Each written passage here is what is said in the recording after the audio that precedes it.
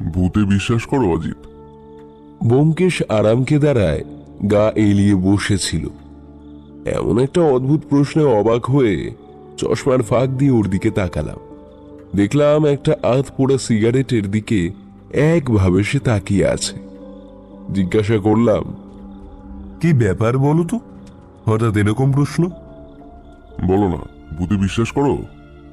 আমি একটু ভেবে বললাম, দেখো, ভূত আমরা দেখতে পাই না ঠিকই, ভগবানও দেখতে পাই না, তবে বিশ্বাস করা হয়। তাহলে ভূতের অস্তিত্বটাই অস্বীকার করি কি করে? ও বলল, এটা ঠিকই বলেছ। ভগবানকে মর্যাদা দেওয়া হয় যখন, ভূতকে কেনই বা বঞ্চিত করা হবে, তাই না? মাথা নেড়ে বললাম, কিন্তু এই প্রশ্নের কারণ তো বুঝলাম না। ব্যোমকেশ একটু এদিক ওদিক তাকিয়ে আস্তে আস্তে বলল, গিয়ে দেখো তো, তোমার বউঠান আশেপাশে নেই তো? আমি গিয়ে আশপাশটা দেখলাম। বউঠান ঘরে শুয়ে ঘুমাচ্ছে। এসে ফিসফিস করে বললাম, সব ঠিক আছে, তুমি বলো। ব্যোমকেশ উঠে দাঁড়িয়ে পাইচারি করতে করতে বলল, গতকালের সন্ধে 8টার দিকে একটা লোক এসেছিল। তখন তুমি বাজার গেছিলে, হিমাচল থেকে কোনো এক জমিদারের সেক্রেটারি। তোমার বউঠান তখন অন্দরে বিশ্রাম করছে। টোকা শুনে দরজা খুললাম। নমস্কার ব্যোমকেশ বাবু, মাফ করবেন এই শীতের রাতে আপনাকে বিরক্ত করছে, কিন্তু ব্যাপারটা খুব জরুরি। কারণ আমার মনিবের প্রাণ সংশয় দেখা দিয়েছে। অনেক বিপদে পড়ে আপনার কাছে এসেছি। তা বিপদে না পড়লে আমার কথা মনে পড়ার কথাও নয়। আসুন, ভেতরে আসুন। ব্যোমকেশ বাবু, আমার নাম অনিকেত সোমানি। আমি আসছি ভারতবর্ষের পূর্ব প্রান্ত থেকে। পরসিংহা বলে একটা এস্টেটে আমার বাড়ি। আপনার সাহায্য চাইছিলাম, কারণ ইদানিং আমাদের ওখানে ভূতের খুব উপদ্রব বেড়েছে। অনিকেত বাবু, ব্যাপারটা যদি ভূতের হয় তাহলে আপনি আমার কাছে কেন এলেন? ভূত তাড়ানোর দক্ষতা তো এখনো অর্জন করতে পারিনি, তাই আমার মনে হয় না আমি এই বিষয়ে তেমন কিছু ব্যবস্থা করে উঠতে পারবো। ব্যোমকেশ বাবু, আপনি পুরো ঘটনাটা একটু শুনুন।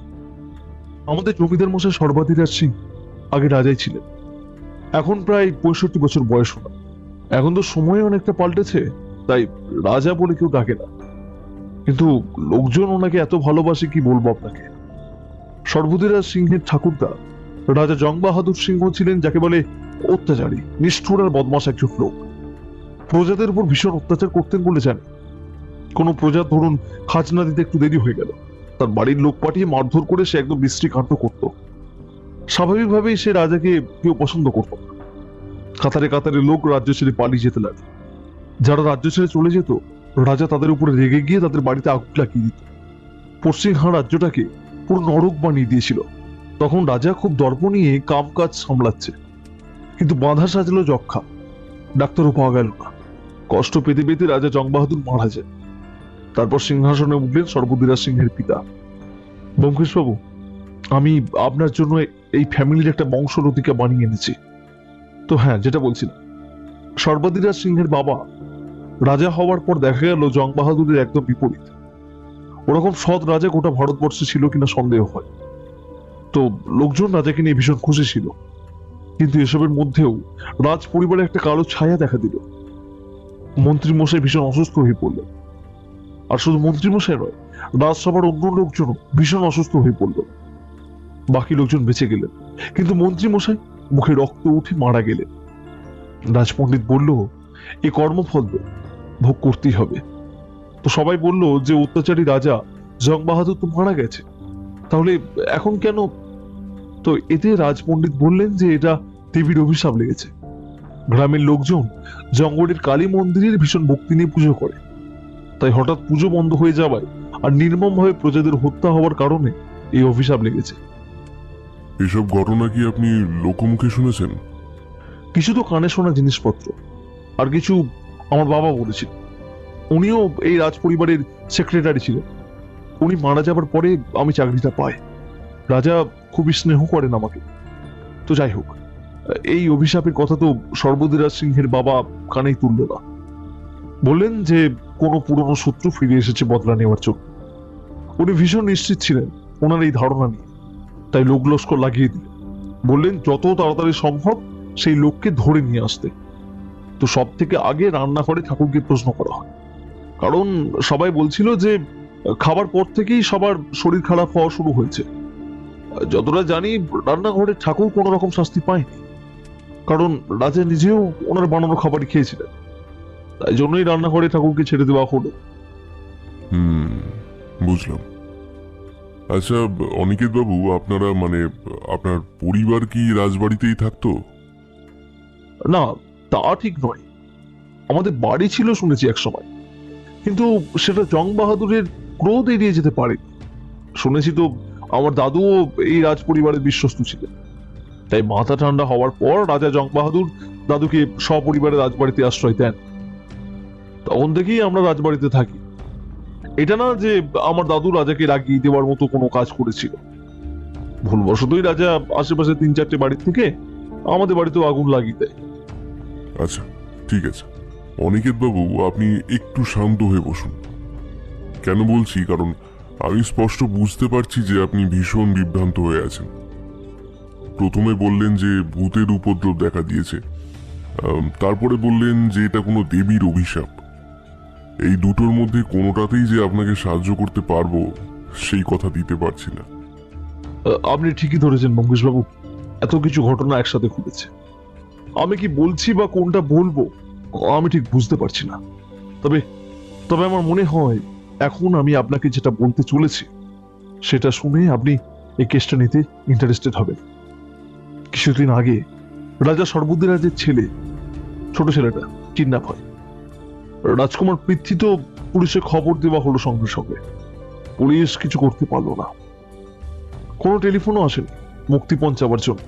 কিন্তু কিন্তু আজ থেকে ঠিক 2 দিন আগে রাজার নামে একটা বাক্স এলো। বাক্স খুলতেই রাজা হঠাৎ করে চিৎকার করে অজ্ঞান হয়ে গেল।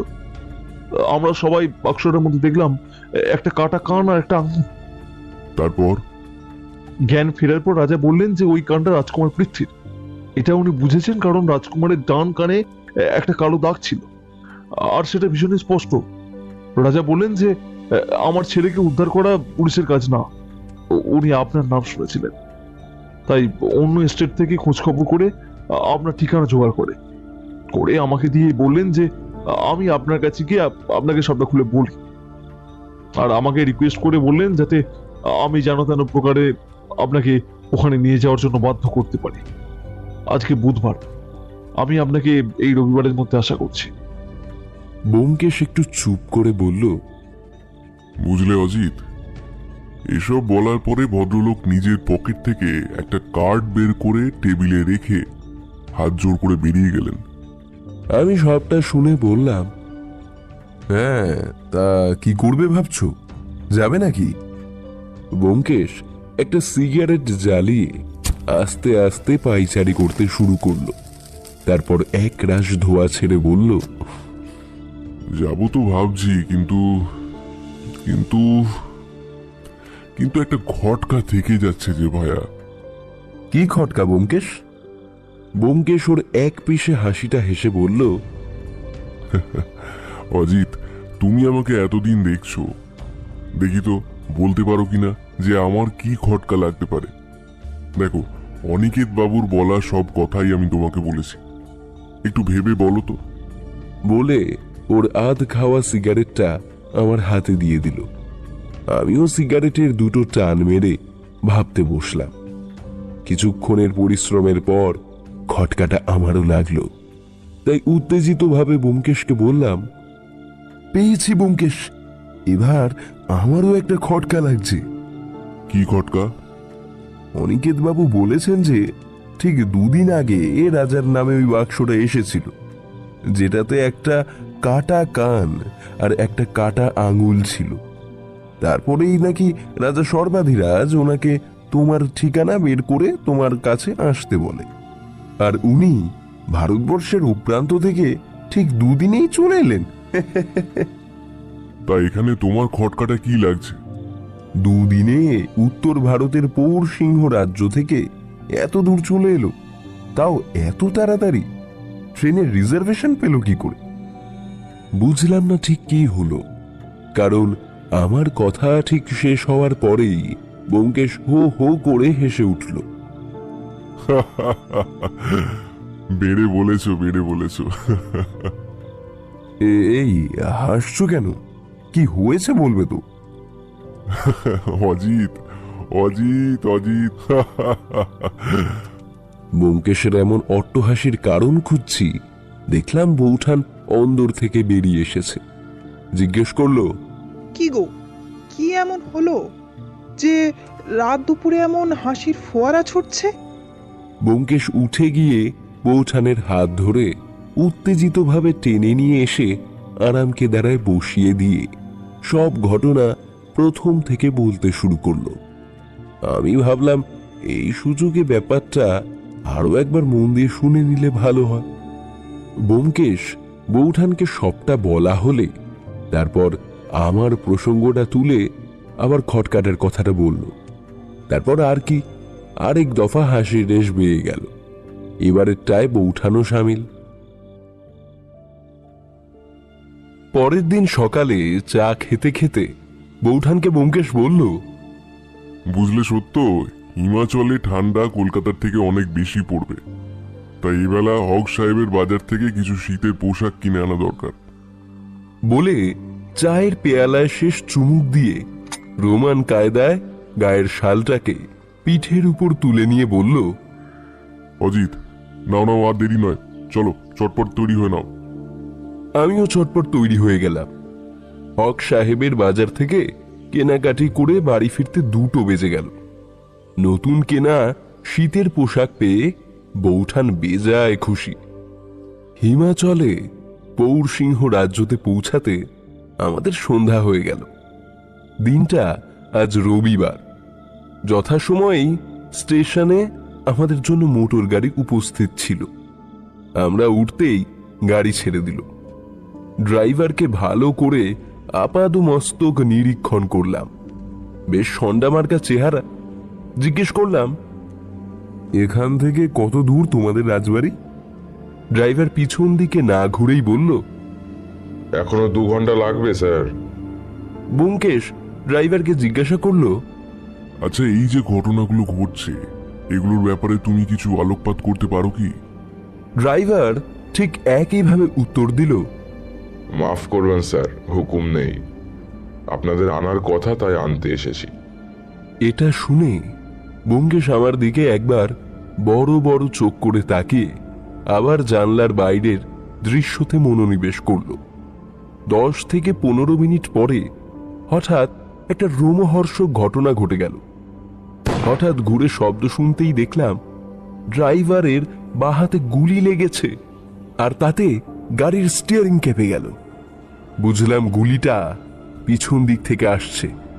ড্রাইভার চিৎকার করে বলল, আপনারা সবাই নিচে ঝুঁকে যান।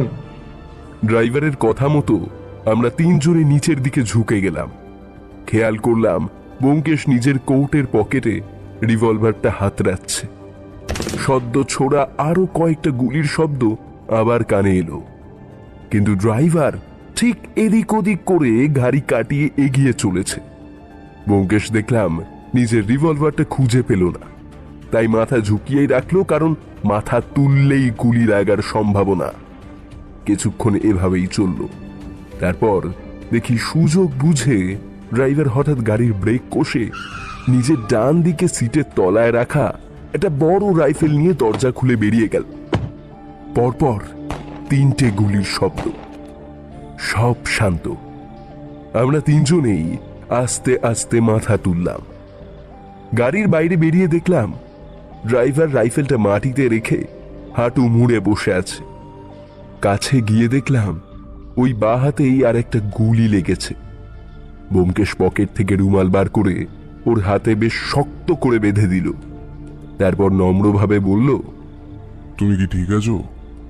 গাড়ি চালাতে পারবে? ড্রাইভার মাথা নেড়ে আস্তে আস্তে উঠে গাড়ির দিকে এগোলো। ব্যোমকেশ আবার জিজ্ঞেস করলো, এরা কারা? তুমি কি চেনো এদের? ড্রাইভার আস্তে আস্তে বলল, হ্যাঁ চিনি, তবে তবে এরা আসলে লোক নয়, ভাড়া করা গুন্ডা। আপনারা সবাই সুস্থ আছেন, এটা আমার জন্য অনেক। আর আর বেশি প্রশ্ন আমাকে করবেন না, আমি উত্তর দিতে পারবো না। বলে ড্রাইভার আবার গাড়ি চালানোতে মনোনিবেশ করল। রাজবাড়ি পৌঁছে দেখলাম কয়েকজন বন্দুকধারী লোকজন চারদিকে কড়া পাহারায় রয়েছে। এই দৃশ্য দেখে এটা অনুমান করতে বিন্দুমাত্র অসুবিধা হয়নি যে এই জায়গায় যে কোনো মুহূর্তে বিপদ আসতে পারে। ড্রাইভার গাড়ি থামিয়ে আমাদের আগেই দরজা খুলে গাড়ি থেকে নেমে রক্ষীদের সাথে কিছু কথা বলল। তাতে দুজন রক্ষী মাথা নেড়ে আমাদের দিকে এগিয়ে এলো।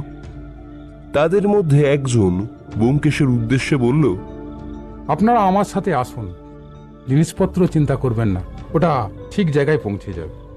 আমরা তিনজনেই রক্ষীর সাথে এগোলাম। রক্ষী সোজা আমাদেরকে রাজ দরবারে নিয়ে গেল। দেখলাম সুসজ্জিত রাজ দরবারের মাঝে রাজা সর্বাধিরাজ সিংহাসনে বসে আছেন। আমাদের দেখে হাত জোর করে নমস্কার করলেন, বললেন, আসুন আসুন, স্বাগত। আপনাদের আসতে কোনো অসুবিধা হয়নি তো? আমরা কিছু বলতে যাব, ঠিক তখনই দেখলাম একটা লোক দৌড়ে দৌড়ে এসে আমাদের সবার দৃষ্টি আকর্ষণ করল। লোকটা সোজা গিয়ে রাজার কানে কানে কিছু কথা বলল। সেটা শুনতে খেয়াল করলাম রাজার কপালে ভ্রুকুটি। সিংহাসন থেকে উঠে আমাদের দিকে এগিয়ে এসে সে বলল, আপনাদের কিছু হয়নি তো? ব্যোমকেশ উত্তর দিল, না, আমাদের কিছু হয়নি, কিন্তু যে ড্রাইভারকে পাঠিয়েছিলেন উনি জখম হয়েছেন। দেখলাম রাজা শান্তির নিঃশ্বাস ফেললেন। রাজাকে আবার বলল, ওনার হাতে দুটো গুলি লেগেছে, ওনার চিকিৎসার প্রয়োজন। রাজা বললেন, আমার লোক ওনার ঠিক যত্ন নেবে। তবে হ্যাঁ ব্যোমকেশ বাবু, আপনাকে বলি, ও আমার ড্রাইভার নয়, ও আমার খাস লোক। ও যখন ছোট ছিল ওকে আমি জঙ্গলে কুড়িয়ে পেয়েছিলাম। তারপর ওকে তুলে নিয়ে এসে আশ্রয় দিই। বড় হতে ওকে জিজ্ঞেস করেছিলাম ও কি হতে চায়। তো সে আমাকে বলল যে আপনি আমাকে আশ্রয় দিয়েছেন, আমি সারাটা জীবন আপনার সেবা করেই কাটাতে চাই। বাহুবল ভালোই ছিল, তাই আমার সেনার মধ্যে ওকে নিযুক্ত করলাম। এখন ওর বয়স 40-এর কাছাকাছি, কিন্তু তাও ও একাই আমার 10 জন প্রহরীর সমান ক্ষমতা রাখে। তা তো দেখলামই, হাতে গুলি লাগা সত্ত্বেও ও একাই ওই গুন্ডাদের ধরাশায়ী করলো। আচ্ছা রাজামশাই, ওর নাম কি? ওর নাম ভীমসেন। বাহ, বেশ মানানসই নাম তো। রাজা ব্যোমকেশের এই কথা শুনে হাসলেন। একজন প্রহরীকে ডেকে আমাদের ঘরে নিয়ে যেতে আদেশ করলেন। বললেন, ব্যোমকেশ বাবু, আপনারা আপাতত যান, বিশ্রাম করুন। অনেক ধকল গেছে, কাল সকালে আপনাদের সাথে আমি কথা বলবো। আমরা তিনজনেই নমস্কার করে প্রহরীকে অনুসরণ করলাম। দুজন স্ত্রী এসে বৌঠানকে নিয়ে অন্দরে চলে গেল, আর রক্ষী আমাদেরকে নিয়ে উপরতলায় একটা ঘরে নিয়ে গেলেন। ব্যোমকেশ ঘরে এসে বসে একটা দীর্ঘশ্বাস ছেড়ে বলল, আয়োজন তো বেশ এলাহি করেছে মনে হচ্ছে, কি বলো অজিত? তা তো করবেই, রাজা বলে কথা। ব্যোমকেশ একটা সিগারেট জ্বালালো, আর আমার তখনই মনে পড়ে গেল সেই খটকার কথা। তাই ওকে জিজ্ঞেস করলাম, আচ্ছা ব্যোমকেশ, সেদিন তুমি আমার খটকার কথা শুনে এত হাসছিলে কেন বলো তো? না মানে তুমি আমাকে তারপর আর কিছু বলনি এই বিষয়টা নিয়ে, আর আমারও মাথা থেকে বেরিয়ে গিয়েছিল। ব্যোমকেশ একটু গম্ভীরভাবে বলল, ওইসব পরে হবে অজিত। ভেবে দেখেছো, আজ যদি ভীমসেন না থাকতো তাহলে আমাদের কি অবস্থা হতো? হ্যাঁ ব্যোমকেশ, এটা একদম ঠিক কথা বলেছ তুমি। ভীমসেনের দক্ষতার জন্য আজকে আমরা বেঁচে রয়েছি। ব্যোমকেশকে খেয়াল করলাম আস্তে আস্তে পায়চারি করতে করতে একটা চেয়ার টেনে বসে চোখ বন্ধ করল। বুঝলাম ও এখন এই বিষয় নিয়ে কোনো কথাই বলতে চাইছে না। তাই ওকে আর বিরক্ত না করে আমিও ভাবলাম একটু বিশ্রাম করে নেই। রাত 8:30টার সময় আমাদের ঘরে খাবার এসে গেল। এক গাদা খাবার সাধন করবার পর আমি একটা সিগারেট জ্বালাতে যাচ্ছি, এমন সময় দরজায় টোকা পড়ল। ব্যোমকেশ গিয়ে দরজা খুলল। দেখলাম রাজা সর্বাধিরাজ নিজেই আমাদের ঘরে এসেছেন। ব্যোমকেশের সাথে কথা বলতে শুরু করলেন। ব্যোমকেশ বাবু, আমার মনে হয় অনিকেত আপনাকে সবটাই বলেছে। বলেছে, তবে আপনি যদি সবটা খুলে বলেন তাহলে বুঝতে পারবো সবটা বলেছে কি অর্ধেক বলেছে। বেশ, তাই না হয় হোক। রাজা সর্বাধিরাজ নিজের চুরুট জ্বালিয়ে পায়চারি করতে আরম্ভ করলেন। একেবারে গোড়া থেকে শেষ অবধি ব্যোমকেশকে সবটা পুঙ্খানুপুঙ্খ রূপে বর্ণনা করলেন। ব্যোমকেশ থুতনিতে হাত দিয়ে বসে থেকে সবটা শুনে রাজার উদ্দেশ্যে বলল, আমাকে ভাবতে হবে। কিছুটা সময় পাওয়া যাবে কি? আমি বিষয়টা আজকে সারা রাত ভাবতে চাই। দেখি কি করা যায়। রাজা মাথা নেড়ে শুভরাত্রি জানিয়ে বেরিয়ে গেলেন। ব্যোমকেশ আস্তে আস্তে করে বলল, অজিত, দরজাটা বন্ধ করে দেবে?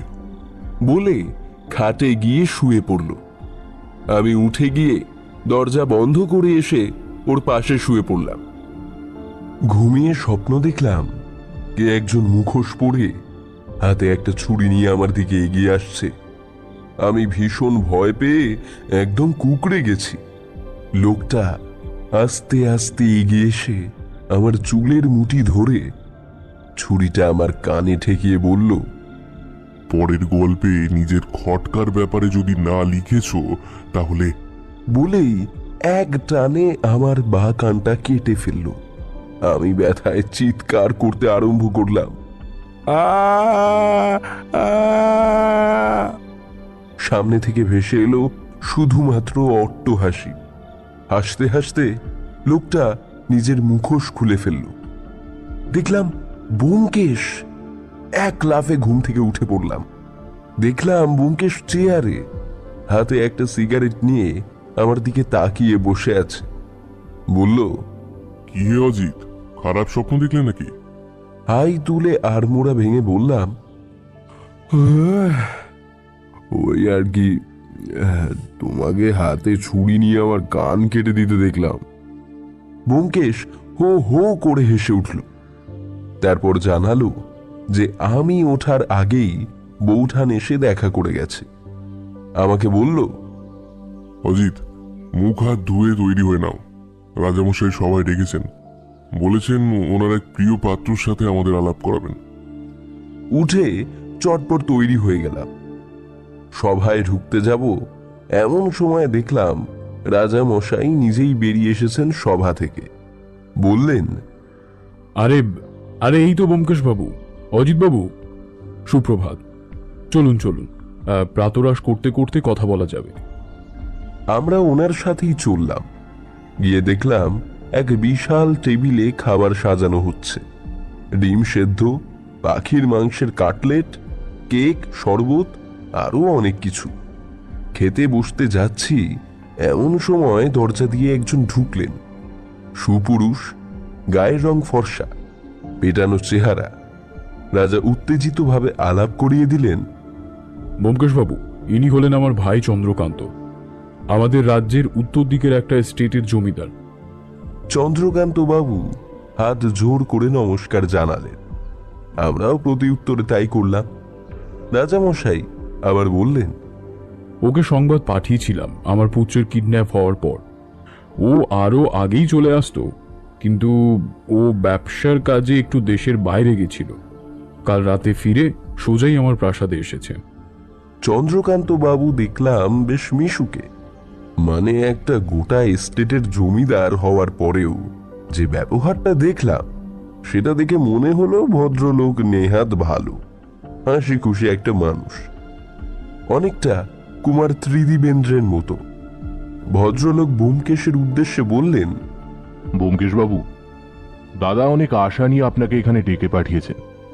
ওনার পুরো মাত্রায় বিশ্বাস আছে যে পারলে একমাত্র আপনিই ওনার ছেলেকে উদ্ধার করতে পারবেন। ব্যোমকেশ বলল, চেষ্টায় কোনো ত্রুটি রাখবো না, এটুকু বলতে পারি।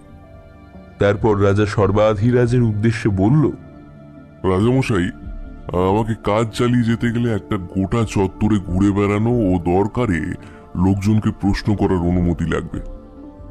ব্যোমকেশের এরকম ব্যবহার কখনো দেখিনি। ও কখনোই প্রশ্ন করার জন্য অনুমতি চায় না। বুঝলাম সেও কোনো রকম ঝামেলা চায় না, আগে থেকেই সব রকম রাস্তা পরিষ্কার করে রাখছে। রাজার থেকে অনুমতি নেওয়া হলে রাজামশাইকে জিজ্ঞেস করলো, আচ্ছা রাজামশাই, আপনার সেক্রেটারি অনিকেত বাবু আর ভীমসেনকে দেখতে পাচ্ছি না কেন? আরে হ্যাঁ, আপনাকে বলা হয়নি। হঠাৎ চন্দ্রকান্তের একটা দরকারি কাজ পড়ে যায়, ও কালই এসেছে। ওকে তো আর চলে যেতে দিতে পারি না, তাই না? তাই অনিকেত আর ভীমসেনকে পাঠিয়েছি। সেই বুঝলাম, কিন্তু ভীমসেন বাবু তো চোট লেগেছে। তা আপনি ঠিকই বলেছেন ব্যোমকেশ বাবু, কিন্তু ভীমসেনের মতো বিশ্বস্ত, ক্ষমতাশালী আর উপস্থিত বৃদ্ধি সম্পন্ন লোক আমার গোটা বাহিনীতে একটিও নেই। আর যেখানে ওকে পাঠানো হয়েছে সেই জায়গাটা মোটেও ভালো না। অনিকেতের কাছে আমাদের জমিদারির অনেকটা কাগজপত্র আছে। এগুলো যদি শত্রুদের হাতে পড়ে যায় তাহলে এই রাজ্যের সর্বনাশ নির্ধারিত। খাওয়া শেষ হওয়ার পর ব্যোমকেশ বলল, রাজামশাই, এখন উঠি একটু, আপনার প্রাসাদটা ঘুরে দেখতে চাই। রাজা সর্বাধিরাজ বললেন, হ্যাঁ হ্যাঁ, নিশ্চয়ই ঘুরে আসুন। সাথে একটা বেয়ারা পাঠিয়ে দিচ্ছি, কোনো রকম অসুবিধা হলে ওকে জানাবেন। ব্যোমকেশ মৃদু হেসে বলল, না না, সেটার প্রয়োজন হবে না, এখন আমি আর অজিত গেলেই হবে। উঠলাম রাজামশাই, আসি চন্দ্রকান্ত বাবু, পরে কথা হচ্ছে। বলে হাত জোর করে আমরা বেরিয়ে গেলাম।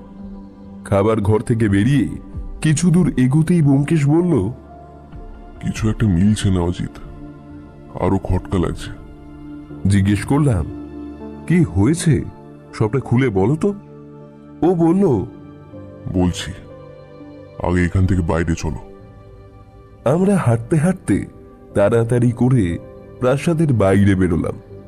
রাইফেলধারী রক্ষীরা প্রথমে আমাদের বের হতে দিচ্ছিল না, তারপর একজন পেয়াদা এসে ওনাদেরকে বলে দেওয়াতে রাজি হলো। পেয়াদা এটাও বলল যে রাজা মশাই আমাদের দুজনকেই এখানে প্রাসাদে ও প্রাসাদের বাইরে ঘুরে বেড়ানোর অনুমতি দিয়েছে। আমরা হাঁটতে হাঁটতে এগোচ্ছি। ঘুরে দেখলাম যে রক্ষীদের অনেকটাই পিছনে ফেলে এসেছি। তাই ব্যোমকেশকে বললাম, অনেকটা দূর চলে এসেছি ব্যোমকেশ, এবার বলো। ব্যোমকেশ বলল, আচ্ছা অজিত, একটু ভেবে বলো তো, প্রথম থেকে ঠিক কি কি ঘটছে। মানে অনিকেত বাবু যে জিনিসগুলো বলেছেন তার মধ্যে থেকেও বলবে, কিছুটি বাদ দেওয়া চলবে না, সবটা বলবে। আমি একটু ভেবে বললাম, অনিকেত বাবু আমাদের বাড়ি এলেন। প্রথমে বললেন যে ভূতের উপদ্রব দেখা দিয়েছে। বেশ, তারপর? তারপর এ রাজ্যের কিছুটা ইতিহাস বললেন। রাজা সর্বাধিরাজের দাদুর প্রজাদের উপর নির্মম অত্যাচারের কথা বললেন। ভালোই এগোচ্ছ, তারপর? তারপর বললেন যে রাজপণ্ডিত নাকি বলেছেন দেবীর অভিশাপ লেগেছে, পূর্বপুরুষের পাপের কর্মফল ভোগ করতে হবে। তারপর? তারপর বললেন যে রাজার নামে একটা বাক্স আসে, তার মধ্যে একটা কাটা কান আর একটা কাটা আঙুল পাওয়া যায়, যেটা রাজার দৃঢ় বিশ্বাস যে ওটা ওনার ছেলের ডান কান, যেটাতে একটা কালো দাগও আছে। তারপর? তারপর আর কি, রাজামশাই তোমাকে ডেকে পাঠালেন। এবার বলো অজিত, রাজার মধ্যে পুত্র হারাবার শোকের এক ফোঁটা চিহ্ন দেখতে পেলে? ব্যোমকেশ বলে কি, ঠিক তো, এটা তো আগে খেয়াল করিনি। রাজার পুত্র যে নিখোঁজ এবং তার একটা কান কেটে পাঠানো হয়েছে, সেটার শোকের কোনো ছাপই রাজার মুখে দেখতে পাইনি। বললাম, এটা তো আগে খেয়াল করিনি। ঠিক বলেছ ব্যোমকেশ। ব্যোমকেশ মৃদু হাসল, তারপর বলল, এবার বুঝতে পারলে কি মিলছে না? বললাম, হ্যাঁ পেরেছি। আমি আর ব্যোমকেশ কথা বলতে বলতে একটা জঙ্গলের ভেতর দিয়ে হাঁটছিলাম। এখানে ঠান্ডা কলকাতার থেকে অনেক বেশি। আমি আগে আগে হাঁটছি আর ব্যোমকেশ আমার পিছনে। আশপাশের সবুজ পরিবেশের আনন্দ নিতে নিতে হঠাৎ খেয়াল করে দেখলাম যে আমার পিছনে ব্যোমকেশের পায়ের শব্দ আর আসছে না। তাই ঘুরে দেখলাম ও দাঁড়িয়ে আছে। বাঁদিকে কোনো একটা জিনিস ভীষণভাবে ওর দৃষ্টি আকর্ষণ করেছে। আমি ব্যোমকেশের দিকে এগিয়ে গেলাম, জিজ্ঞেস করলাম, কি হে, কি হয়েছে? ব্যোমকেশ ফিসফিস করে বলল, আস্তে অজিত, আস্তে। ওই দেখো, একটা ইদারা দেখতে পাচ্ছ? বলে দূরে তর্জনী নির্দেশ করলো। আমি তাকিয়ে দেখলাম লতায় পাতায় মোড়া একটা পুরনো ইদারা। ব্যোমকেশ আবার ফিসফিসিয়ে বলল, কিছু শুনতে পাচ্ছ অজিত? একটা ঘুমানির শব্দ আসছে না? চলো তো, একটু এগিয়ে দেখি। বলে কোটের পকেট থেকে রিভলভারটা বের করে ব্যোমকেশ পা টিপে টিপে এগোতে লাগলো। আমি ওর পিছু নিলাম। ইদারার ভিতরে ঝুঁকে দেখলাম, এ কি? এ তো অনিকেত বাবু আর ভীমসেন পড়ে রয়েছে। মৃত? জীবিত কি? এটা জানা যাবে ওদের ওপরে তোলার পর। ব্যোমকেশ আমাকে বলল, অজিত, তাড়াতাড়ি রাজবাড়ি ফিরে যাও, গিয়ে 2 জন প্রহরী নিয়ে এসো, আমি ততক্ষণ এখানেই অপেক্ষা করছি। হ্যাঁ, কিন্তু আর কিন্তু সময় নেই অজিত, যাও, দৌড় লাগাও, তাড়াতাড়ি যাও। আমি পিছন ঘুরে ছুট দিলাম। মনে মনে ভাবছি ব্যোমকেশকে একা ফেলে রাখা ঠিক হলো কিনা। তারপরে ভাবলাম যে ব্যোমকেশের দক্ষতার সঙ্গে আমি ভালোভাবে পরিচিত, তাই আর কোনো কিছু না ভেবে সোজা রাজবাড়ির দিকে দৌড় দিলাম। আমাকে ছুটতে ছুটতে আসতে দেখে 2 জন অস্ত্রধারী প্রহরী আমার দিকে হন্তদন্তভাবে এগিয়ে এলো। যতটা সংক্ষেপে সম্ভব আমি ওদেরকে সবটা বললাম। ওরা আমার সাথে আবার ওই ইদারার দিকে দৌড় দিল, কিন্তু গিয়ে ব্যোমকেশকে দেখতে পেলাম না। চিৎকার করে ডাকলাম, ব্যোমকেশ! আমি নিচে। ইদারার ভেতর থেকে ব্যোমকেশের আওয়াজ পেলাম। আমরা এগিয়ে গিয়ে দেখলাম ব্যোমকেশ ভীমসেনের নাড়ি পরীক্ষা করছে। ও বলল, অনিকেত বাবু আর বেঁচে নেই অজিত, তবে ভীমসেনের নিঃশ্বাস চলছে, তাড়াতাড়ি চিকিৎসার ব্যবস্থা করতে হবে। আমি ভাবছি কি করা যায়, তখনই হঠাৎ পিছনে একটা মোটরের আওয়াজ পেলাম। দেখলাম মোটর থেকে আরো অনেক প্রহরী নামছে। হয়তো আমি যখন গিয়েছিলাম তখন আন্দাজ করতে পেরেছিল কোনো একটা গন্ডগোল ঘটেছে। ওরা গাড়ির মধ্যে দিয়ে দড়ি বের করে এনে ইদারার মধ্যে ফেলে দিল। একজন লোক তার মধ্যে ঝাঁপ দিল। ও আর ব্যোমকেশ দুজনে মিলে দড়ির সাহায্যে ভীমসেনকে ইদারার বাইরে বের করে সোজা নিয়ে গিয়ে তুলল মোটরে। আমাকেও ডেকে নিল। তারপর রক্ষীদের নির্দেশ দিয়ে ওরা বলল যেন যত তাড়াতাড়ি সম্ভব অনিকেত বাবুর দেহ নিয়ে রাজবাড়িতে আসে। ব্যোমকেশের আদেশে গাড়ি হাসপাতালের উদ্দেশ্যে রওনা দিল। ব্যোমকেশ আস্তে আস্তে বলল, বুঝলে অজিত, ভীমসেনকে যেন তেন প্রকারে বাঁচাতেই হবে। ওই লোকটা জানে, বেশ অনেকটাই জানে। আমরা হাসপাতালের বাইরে পায়চারি করতে করতে সিগারেট খাচ্ছিলাম। ব্যোমকেশ ভীষণ কড়াভাবে নির্দেশ দিয়ে এসেছিল যাতে কোনো মূল্যেই যেন ভীমসেনের সাথে কাউকে দেখা করতে না দেওয়া হয়। ভালোই বুঝতে পারছিলাম যে ও এখন সকলকেই সন্দেহ করছে, আর একটু হলেও আভাস পাচ্ছিলাম এই লোকটাকে বাঁচিয়ে রাখাটা ব্যোমকেশের জন্য কতটা জরুরি। হঠাৎ পিছন থেকে একটা গাড়ির শব্দ শুনে ঘুরে দেখি রাজার অস্টিন কার্টারার এসে থামল। আমাদের দেখতে পেয়ে রাজা হাসপাতালে না ঢুকে আমাদের দিকে এগিয়ে এলেন। খেয়াল করে দেখলাম চন্দ্রকান্ত বাবুও গাড়ি থেকে নামছেন। ব্যোমকেশ রাজার উদ্দেশ্যে বলল, রাজামশাই, আপনার সাথে কিছু দরকারি কথা আছে। এটা শুনে চন্দ্রকান্ত বাবু ভদ্রতার খাতিরেই হয়তো বললেন, আমি তাহলে একটু ভীমসেনকে দেখে আসি। ভদ্রলোক হসপিটালের দিকে চলে গেলেন, যদিও জানি যে দেখা করতে উনি যাবেন না। ব্যোমকেশ রাজার উদ্দেশ্যে বলল, রাজামশাই, কিছু একটা খটকা থেকে যাচ্ছে আমার মনে। আচ্ছা, আপনি বলুন তো, কারুর উপরে সন্দেহ হয় আপনার? কার উপরেই বা সন্দেহ করব ব্যোমকেশ বাবু? সবাই পুরনো আর বিশ্বস্ত, তাদের মধ্যে কেউ এই কাজ করে থাকতে পারে আমার সেটা বিশ্বাসই হয় না। তবে একজনের উপরে আমার সন্দেহ হয় ঠিকই, কিন্তু আমি সেটা আপনাকে বলতে চাই না, কারণ আমার কাছে কোনো প্রমাণই নেই। আমার কি মনে হয় জানেন? কি ব্যোমকেশ বাবু? ডাক্তারও বললেন যে আর একটু দেরি হলে হয়তো ওনাকে আর বাঁচানো যেত না।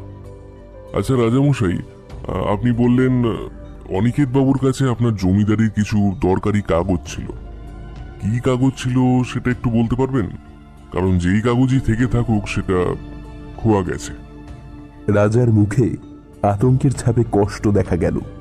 বললেন, কি বলছেন কি ব্যোমকেশ বাবু? ঠিকই বলছি রাজামশাই, কারণ যেই জায়গা থেকে অনিকেত বাবু আর ভীমসেনকে উদ্ধার করা হয়েছে সেখানে আমি কোনো কাগজ খুঁজে পাইনি। হা ঈশ্বর, কি সর্বনাশ হয়ে গেল আমার। রাজামশাই দেখুন, একটু শান্ত হন। এবার বলুন তো কাগজগুলো কি কাগজ? ওগুলো আমার জমিদারির আসল দলিল ছিল। যাক, একটা জিনিস মিলল। কি ব্যোমকেশ বাবু?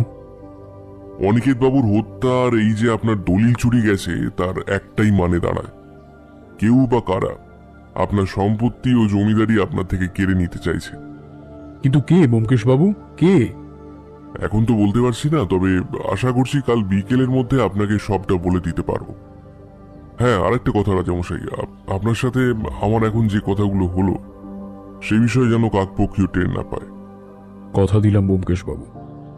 বেশ, আরেকটা কথা, আমি আর অজিত আজকে এই হাসপাতালেই থাকবো ভীমসেনের ঘরে। কিন্তু না না, চিন্তা করবে না। ও যদি সুস্থ হয়ে যায় তাহলে ওকে নিয়ে আমরা রাজবাড়িতেই ফিরে যাব।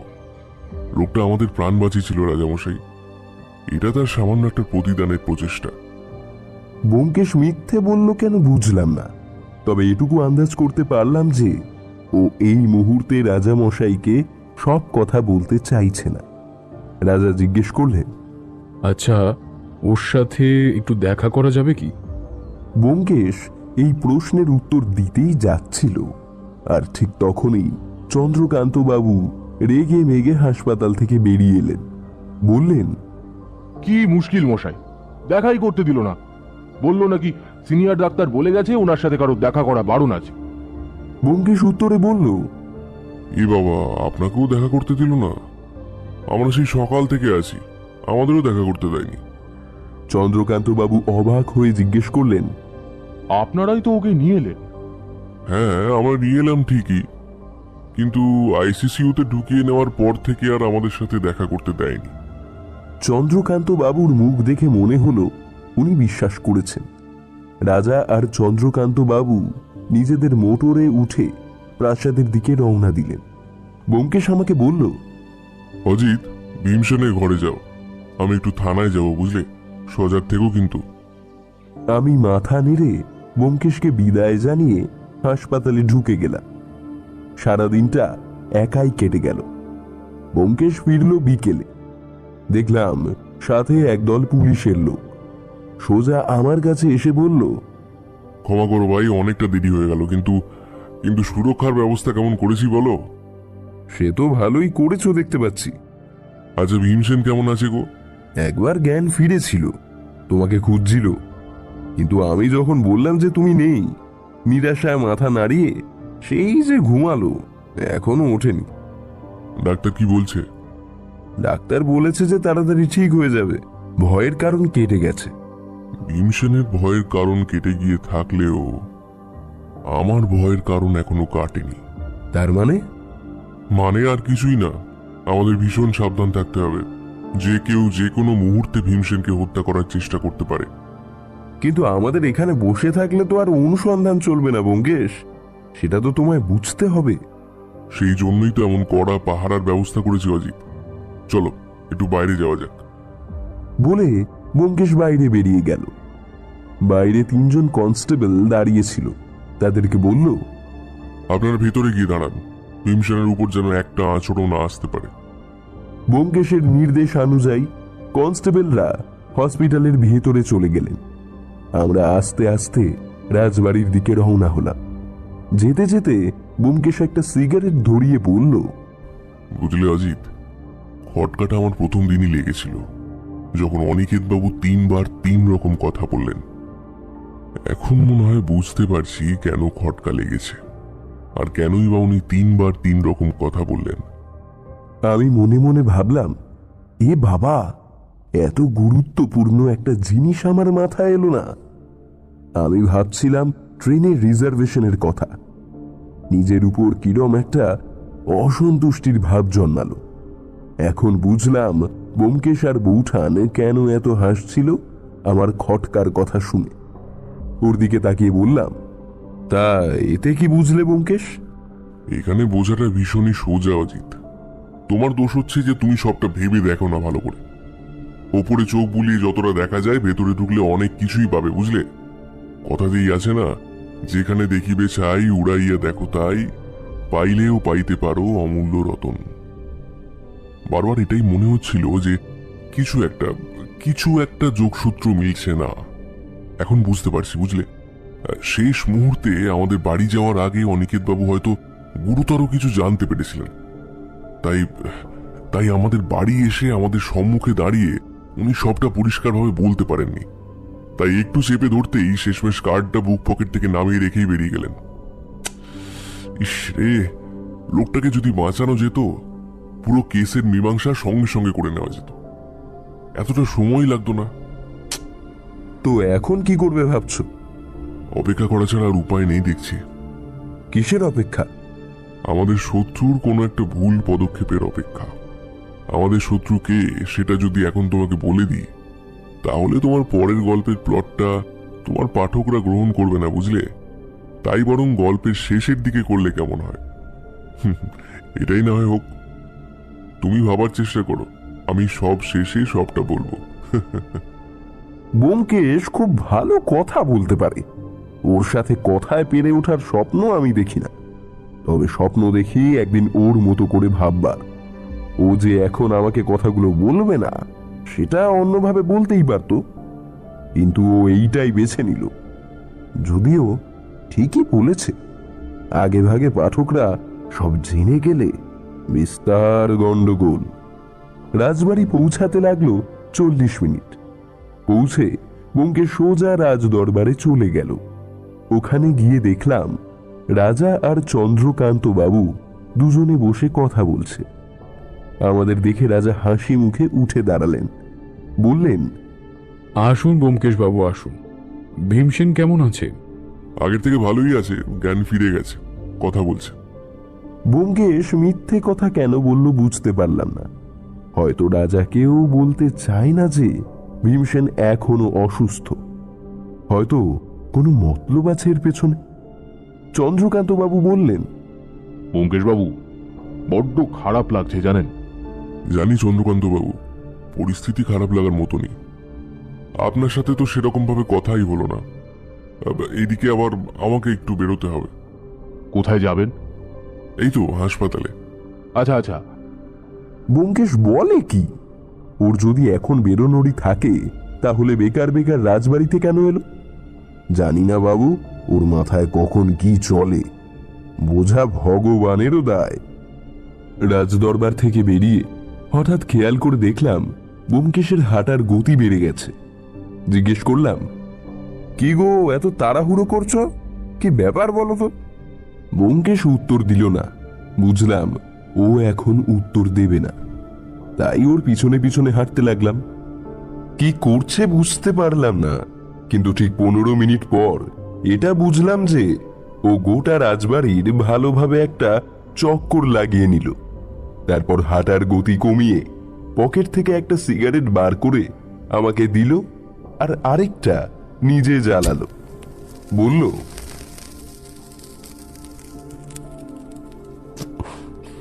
তুমি হাসপাতালে যাও, বুঝলে?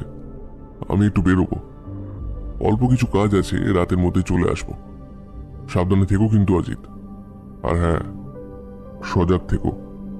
আমি মাথা নেড়ে বিদায় জানিয়ে এগিয়ে গেলাম। হাসপাতাল পৌঁছে দেখলাম পুলিশের পাহারা যেন একটু বেড়ে গেছে। হয়তো অন্ধকার নামলো সেই জন্য। হাসপাতাল পৌঁছে ভীমসেনের ঘরে গিয়ে বসলাম। ও আগের থেকে অনেকটাই ভালো হয়েছে। ব্যোমকেশ যখন এলো তখন প্রায় ঘড়িতে 11টা বাজে। দেখলাম অন্তদন্ত হয়ে ঢুকলো ঘরে। বলল, হসপিটালের সামনে থেকে একটু পাহারা কমিয়ে দিলাম, বুঝলে? কেন বলো তো? ভীষণভাবে মনে হচ্ছে যে আজ রাতে কিছু একটা ঘটতে চলেছে। তাই শুধুমাত্র একজন কনস্টেবলকে বাইরে বসে বাকিদেরকে ভিতরে লুকিয়ে থাকতে বললাম। থানার বড়বাবু সিংজিও হাসপাতালে আছেন ভেতর দিকে, কিন্তু ওদিকে আরো বড় বিপদ, বুঝলে? যত তাড়াতাড়ি সম্ভব রাজবাড়িতে যেতে হবে। কিন্তু কিন্তু এখানে ঘটনাটা না ঘটা অবধি রাজবাড়িতে তো যেতে পারছি না। মানে? ব্যোমকেশকে দেখলাম ভীষণ উত্তেজিত, বেশ দ্রুত গতিতে পায়চারি করছে। বলল, হ্যাঁ হ্যাঁ হ্যাঁ অজিত, রাজবাড়িতেও কিছু একটা ঘটতে চলেছে। হঠাৎ দেখলাম ও চুপ করে গিয়ে কিছু একটা ভাবছে। বলল, অজিত, আর দেরি নয়, ভীমসেনকে এই ঘর থেকে সরিয়ে অন্য ঘরে নিয়ে যেতে হবে তাড়াতাড়ি। বলেই ঘর থেকে বেরিয়ে গেল। ওর মাথায় কি যে চলছে কিছুই বুঝতে পারছি না। এমন সময় দেখি দুজন লোককে নিয়ে আবার ঢুকলো ঘরে। ধরাধরি করে ভীমসেনকে তুলে ঘর থেকে বার করলো, অন্য একটা ঘরে নিয়ে গিয়ে ওকে শুইয়ে দিল। তারপর আবার আমাকে নিয়ে আগের ঘরটায় চলে গিয়ে জানালাটা খুলে দিয়ে চুপ করে জানালার নিচে বসে পড়ল। কিছু জিজ্ঞেস করতে যাচ্ছিলাম, কিন্তু ঠোঁটে আগুন রেখে চুপ করিয়ে দিল। বুঝলাম এখন সময় অপেক্ষার। দীর্ঘ ৪৫ মিনিট অপেক্ষা করার পর বাইরে একটা মোটরের আওয়াজ পেলাম। আমরা দুজনেই আরো সজাগ হলাম। ব্যোমকেশ ফিস ফিস করে বলল, বাইরে চলো অজিত। আমরা ঘরের বাইরে বেরিয়ে দরজাটা বন্ধ করে দিলাম। কয়টার দিকে একটা বিস্ফোরণের শব্দ ঘরের ভেতর দিকে। ব্যোমকেশ জোরে চিৎকার করে উঠল, কিন্তু ওর দিকে তাকিয়ে দেখলাম ওর কিছুই হয়নি। তারপর আবার মোটরের শব্দ, বোঝা গেল মোটরটা দূরে চলে যাচ্ছে। তারপরে দ্রুত গতিতে নিচে গিয়ে বড়বাবু সিংজিকে বলল, সিংজি, গাড়ি বের করুন এক্ষুনি, রাজবাড়ি। বড়বাবু বাইরে গাড়ি বের করতে গেলেন। ততক্ষণে ব্যোমকেশকে দেখলাম হাসপাতালেরই দুজন লোককে কিছু নির্দেশ দিচ্ছে। তারপরেই দৌড়ে গিয়ে সিংজির গাড়িতে উঠল। আমিও উঠলাম। গাড়ি ছুটল রাজবাড়ির দিকে। কি ঘটছে সবই মাথার উপর দিয়ে যাচ্ছে। রাজবাড়ির ফটক পেরোতেও দিল না ব্যোমকেশ, বলল গাড়িটা বাইরে দাঁড় করাতে। দিয়ে সোজা পথে না গিয়ে দৌড়ে দৌড়ে প্রাসাদের পিছন দিকে চলে গেল। সঙ্গে আমি, সিংজি আর ৬ জন কনস্টেবল। বুঝলাম ওপরে যাবারও একটা অন্য রাস্তা খুঁজে বার করেছে। উপরে উঠতেই দেখলাম ব্যোমকেশ পিছন দিকে হাত দিয়ে থামতে নির্দেশ করছে। উপরের বারান্দায় কেউ নেই। প্রহরীতে থাকার কথা, কিন্তু কোনো কারণে তারা নেই। ব্যোমকেশ রাজার ঘরের দরজায় কান পাতল। তারপর কনস্টেবলদেরকে ডেকে ফিস করে কিছু একটা বলল। তারপর আবার দরজায় কান পাতল। তারপরেই পিছন দিকে ঘুরে আঙুলের ইশারায় ৩, ২, ১ করে দেখাতেই সব কনস্টেবল ও ব্যোমকেশ মিলে একসাথে দরজায় জোরে ধাক্কা মারল। দরজা ভেঙে ভিতরে ঢুকে দেখি, এ কি, চন্দ্রকান্ত বাবু দাঁড়িয়ে আছেন, হাতে ছোড়া। বোঝাই যাচ্ছে আমাদের হঠাৎ আগমনে অনেকটা চমকে গেছেন। দরজা ভাঙার আওয়াজ শোনা মাত্রই রাজাও ঘুমন্ত অবস্থা থেকে জেগে উঠেছেন। উনিও হতভম্ব হয়ে বললেন, এ কি, আপনারা এখন এইভাবে? তারপর চন্দ্রকান্ত বাবুর দিকে ঘুরে বললেন, তুমি আমার ঘরে কি করছো? তোমার হাতে? ঠিক ধরেছেন রাজামশাই। ব্যোমকেশ রাজার কথা আর শেষ হতে দিল না। আপনার সব থেকে বড় শত্রু আর কেউ না, আপনার নিজের ভাই চন্দ্রকান্ত। এটা বলা মাত্রই চন্দ্রকান্তের হাত দিয়ে ছোড়াটা ঠাং শব্দে মাটিতে পড়ে গেল। চন্দ্রকান্ত বাবু কিছু বললেন না। এটার কারণ হয়তো যে উনি ভালোভাবেই জানেন যে উনি ধরা পড়ে গেছেন। কিছুক্ষণের জন্য গোটা ঘর নীরব হয়ে গেল। ব্যোমকেশ একটা বাঁকা হাসি দিয়ে পকেট থেকে সিগারেট বার করে ধরালো। তারপর বলল,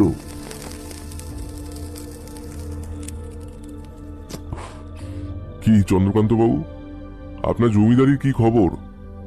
রাজামশাই, আপনি হয়তো এটা জানেন না, যে জুয়ার নেশায় চন্দ্রকান্তবাবু নিজের জমিদারি বেশ কয়েকদিন আগেই হারিয়েছেন। সেই জন্যই আপনার দিকে নজর পড়ল ওনার। অনিকেত বাবু মনে হয় সবটা জানতে পেরে গেছিলেন কোনো না কোনো ভাবে। তাই জন্যই ওনার হাতে যেদিন জমিদারির দলিল ছিল সেদিন ওনার আর ভীমসেন বাবুর উপর হামলা হয়। স্বাভাবিকভাবে হামলাটা করিয়েছেন চন্দ্রকান্তবাবু। আপনার ভাইয়ের প্রতি নিপাট স্নেহ আপনাকে অন্ধ করে দিয়েছিল। তাই গোপন কথা কাদের সামনে বলতে হয় সেটা হয়তো আপনি ভুলে গিয়েছিলেন। রাজামশাই, আপনাকে বলি, আপনার পুত্রটিকেও কিডন্যাপ আপনার ভাই করেছেন। আমি আজকে ওনার এস্টেটে গেছিলাম। কিছু লোকজনকে ঘুষ দিয়ে আর জমিদারির দলিলটা দেখিয়ে আপনার পুত্রকে ছাড়িয়ে নিয়ে এসেছি।